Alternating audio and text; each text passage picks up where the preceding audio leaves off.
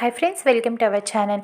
ఆనంద్ అని తన కూతురు ప్రశ్నిస్తూ ఉంటుంది. ఎందుకమ్మా మళ్ళీ ఇంకో బ్రాంచా, మనకు ఆల్రెడీ బ్రాంచ్ ఉంది కదా అని అడుగుతూ ఉంటుంది. ఇది ఇంకో బ్రాంచ్, దీని ప్రత్యేకత వేరు, ఇప్పుడు ఉన్న ప్రత్యేకత వేరు.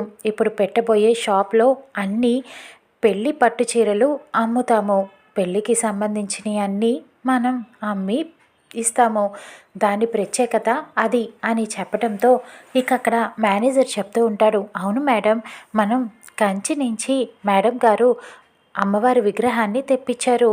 ఈ షాప్లో పెళ్లి చీరలు కొన్న వాళ్ళందరికీ అమ్మవారి దగ్గర పూజ చేసి ఆ చీరని పెట్టి ఇస్తాము. దీని ప్రత్యేకత అదే అని చెప్పడంతో ఇక అందరూ వావ్ నిజమా అని చెప్పి అడుగుతూ ఉంటారు. ఇక ఆనంద కూతురు అడుగుతూ ఉంటుంది. అదేంటమ్మా, మనం వాళ్ళ పెళ్ళికి వెళ్ళం, వాళ్ళు మనల్ని పిలవరు, మనము వెళ్ళము, కాబట్టి దీనివల్ల మనకేంటి యూస్ అని అడుగుతూ ఉంటుంది. ఇక ఆనంద అంటుంది, ఎందుకంటే నువ్వు నా కూతురు అయినట్టు వాళ్ళు కూడా నాకు బిడ్డలు లాంటి వాళ్ళే, అందుకని వాళ్ళు బాగుండాలని చెప్పి ఇలా చేస్తున్నాము అని చెప్పడంతో నువ్వు చాలా గ్రేట్ అమ్మా అని మురిసిపోతూ ఉంటుంది తన కూతురు. ఇక మరి అమ్మవారి విగ్రహం వచ్చేసిందా అని చెప్పి దర్శన్ అడుగుతూ ఉంటారు. ఇక మేనేజర్ వచ్చేసింది సార్, షాప్లో పెట్టించేశాను కూడా, అక్కడ బయట సెక్యూరిటీని కూడా పెట్టించాను, వెళ్తాను సార్ అని చెప్పి ఇక మేనేజర్ అక్కడి నుంచి వెళ్ళిపోతూ ఉంటాడు. ఇక నీలకంఠం తన పిఏ ఇద్దరు కూడా కారులో వెళ్తూ ఉండగా ఇక్కడ ఒక చోట కారు సడన్గా ఒక షాప్ ముందు ఆపుతాడు. రాజ్కోటి సిల్క్స్ కళ్యాణం చీరలు అని చూసి షాక్ అయిపోతాడు. ఇదేంటి ఆనంద ఇంకో బ్రాంచ్ పెట్టిందా అని నీలకంఠం ఆలోచిస్తూ ఉంటాడు. అక్కడ ఒక ఇద్దరు అమ్మాయిలు మాట్లాడుకుంటూ ఉంటారు. రాజ్కోటి సిల్క్స్ మళ్ళీ ఇంకో బ్రాంచ్ ఓపెన్ చేస్తోంది, ఆనంద గారు ఇంకో బ్రాంచ్ పెట్టారన్నమాట. ఈ షాప్ ప్రత్యేకత ఏంటంటే మనం ఇక్కడ చీర కొంటే కంచి నుంచి అమ్మవారి విగ్రహం తెప్పించారట, ఆ అమ్మవారి దగ్గర పూజ చేసి ఆ చీరని పెట్టి మనకి ఇస్తారంట. ఆనంద గారు చాలా గ్రేట్ కదా, పెళ్ళి బాగా జరగాలని బాగుండాలని అందరికీ ఆశీర్వదించి ఇస్తారన్నమాట అని ఆనంద గురించి గొప్పగా మాట్లాడుకుంటూ ఉంటారు. ఇక నీలకంఠం, హయగ్రీవ నువ్వు వెళ్ళి అసలు విషయం ఏంటో కనుక్కొనిరా అని చెప్పడంతో అక్కడ వాళ్ళందరూ కూడా ఈ షాప్ ప్రత్యేకత గురించి చెప్పడంతో హయగ్రీవ వచ్చి నీలకంఠంతో చెప్తూ ఉంటాడు. సార్, ఈ షాప్ ప్రత్యేకత అమ్మవారి విగ్రహం దగ్గర పూజ చేసిస్తారంట చీర, ఆనంద గారు చాలా బాగా ఆలోచించారు కదా సార్ అని చెప్పడంతో ఇన్నాళ్ళు ఆనంద క్వాలిటీ గురించి నాణ్యత గురించి ఆలోచించి ఆ షాపుని పెట్టింది. ఇప్పుడు సెంటిమెంట్తో కొడుతుందన్నమాట, పెద్ద బిజినెస్ టాక్టిసే అని చెప్పి అంటూ ఉండగా ఇలాంటి ఐడియాలు మీకెందుకు రావు సార్ అని హయగ్రీవ అడుగుతూ ఉంటాడు. నీలాంటి వాళ్ళు నా వెనకే ఉంటే ఇంకెక్కడ వస్తాయి ఇలాంటి ఐడియాలు, పద ఎక్కడికి వెళ్ళాలో నేను చెప్తాను అని చెప్పి ప్రీతి ఇంటికి నీలకంఠం వెళ్తాడు. అక్కడ ప్రీతి డోర్ తీయగానే ఇక నీలకంఠం లోపలికి వెళ్ళి ప్రీతితో మాట్లాడుతూ ఉంటాడు. ఏంటి ఇలా వచ్చారు అని ప్రీతి అడుగుతూ ఉంటుంది. ఏం లేదమ్మా, నీకు ఒక విషయం చెప్దామని వచ్చాము, నీతో మంచి షాపు పెట్టిద్దాం అనుకున్నాం కదా అని నీలకంఠం అనటంతో ఆ షాప్ గురించి డిస్కస్ చేయడానికి వచ్చారా అని ప్రీతి అడుగుతూ ఉంటుంది. లేదు, నీకు ఇంకొక విషయం చెప్పడానికి, మీ అత్తగారు ఇంకొక బ్రాంచ్ ఓపెన్ చేస్తున్నారు, నీకు తెలుసా అని చెప్పి అడగటంతో ప్రీతి షాక్ అవుతుంది. నిజమా అని అడుగుతుంటుంది. అయితే మీకు కూడా తెలియదన్నమాట, ఆ షాప్ ప్రత్యేకత ఏంటో తెలుసా, అమ్మవారి విగ్రహం పెట్టి అక్కడ పూజ చేసి ఆ షాప్లో కొన్న చీరని అమ్మవారి దగ్గర పెట్టి ఇస్తారట.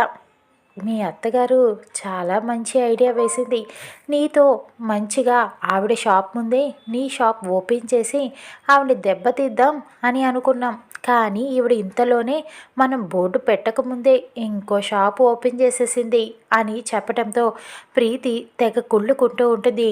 మరి ఇప్పుడు ఏం చేద్దామని అని అడుగుతూ ఉంటుంది. ఏం చేద్దామో చెప్పు అని నీలకంఠం అడుగుతూ ఉంటాడు. సరే, మనం రేపు షాప్ ఓపెనింగ్ కదా, అమ్మవారి విగ్రహమే అక్కడ లేకుండా చేస్తే అసలు ఇకప్పుడు వచ్చిన జనము విగ్రహం లేకుండా చీర కొనరు కదా, అప్పుడు అందరూ ఆనంద మీద ఉమ్ము వేసి వెళ్తారు అని ఐడియా చెప్తూ ఉంటుంది. నీలకంఠం నిజమేనమ్మాయి, మంచి ఐడియా చెప్పావు అని అనటంతో మరి ఆ విగ్రహాన్ని తీసేయటం ఎలా అని అడుగుతూ ఉంటాడు. ఏం చేస్తాం, రాత్రికి ఆ విగ్రహాన్ని దొంగిలించండి, దాన్ని తీసుకువెళ్ళి నీళ్ళలో నిమజ్జనం చేసేయండి, నీళ్ళలో పడేయాలి అని చెప్పడంతో ఇంతలో రోహిత్ అక్కడికి వస్తాడు. నీళ్ళలో పడేయటం అన్న మాట మాత్రమే వింటాడు రోహిత్. ఏంటి, ఏం పడేయాలి అని అడుగుతూ ఉంటాడు. అంటే ఏం లేదు, మనం షాప్ పెడదాం అనుకుంటున్నాం కదా, వినాయకుడికి ముడుపు కట్టి ఆ వినాయకుడిని తర్వాత నిమజ్జనం చేసేమని చెప్తున్నాను అంతే అని కవర్ చేస్తూ ఉంటుంది. ఇక రోహిత్ ఫోన్ రావటంతో పైకి వెళ్ళి మాట్లాడుతూ ఉంటాడు. మీ ఆయన నీ మాటలు విన్నాడంటావా అని అడుగుతూ ఉంటాడు నీలకంఠం.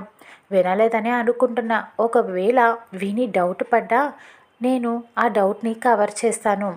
ఒక పని చేయండి, మీరు ఆ విగ్రహాన్ని దొంగిలించే పని చేయండి, రాత్రికి నేను రోహిత్ ఎక్కడికి వెళ్ళకుండా అడ్డుకునే ప్రయత్నం నేను చేస్తాను అని చెబుతుంది.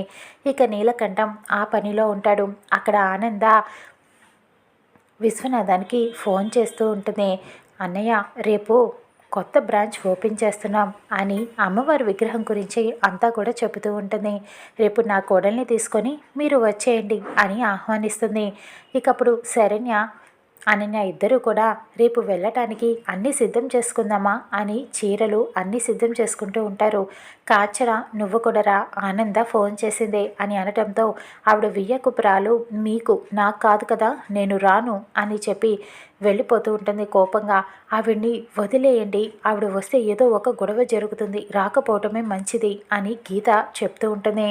ఇక అక్కడ దర్శన్ సమీరాకి ఫోన్ చేసి, రేపు అమ్మ షాప్ ఓపెనింగ్ చేస్తుంది, విగ్రహం పెట్టిస్తుంది, నువ్వు అమ్మకి సాయంగా ఉండు, మనం ఇలా దూరంగా ఉంటే నువ్వు అమ్మ దృష్టిలో పడవు, కాబట్టి రేపు ఎలాగైనా నువ్వురా అని ఒప్పిస్తూ ఉంటాడు. ఇక సమీర సరే అని ఒప్పుకుంటుంది. ఎలాగైనా నేను దక్కించుకుంటాను, మీ అమ్మ ఎంత దూరం చేసినా సరే అని అనుకుని ప్లాన్ చేసుకొని ఇక్కడ షాప్ ఓపెనింగ్కి రావడానికి సిద్ధపడుతుంది. అక్కడ నీలకంఠం, హయగ్రీవ ఇద్దరూ కలిసి షాప్ దగ్గర సెక్యూరిటీ గార్డులను మాయం చేస్తారు. వాళ్ళకి మందు ఇచ్చి మజ్జిగ చేసుకుంటూ ఉంటాడు. వాళ్ళు స్పృహ తప్పేలాగా చేస్తూ ఉంటాడు. అప్పుడు సెక్యూరిటీ గార్డ్స్ లేకుండా చూసి ఆ విగ్రహాన్ని దొంగిలించే ప్రయత్నం చేస్తూ ఉంటాడు, ప్లాన్లు వేస్తూ ఉంటాడు. ఇక ఇక్కడ ఆనంద ఎటువంటి సెక్యూరిటీని ఇక లోపల అరేంజ్ చేసిందో అమ్మవారి విగ్రహం దగ్గర రానున్న ఎపిసోడ్లో చూద్దాము.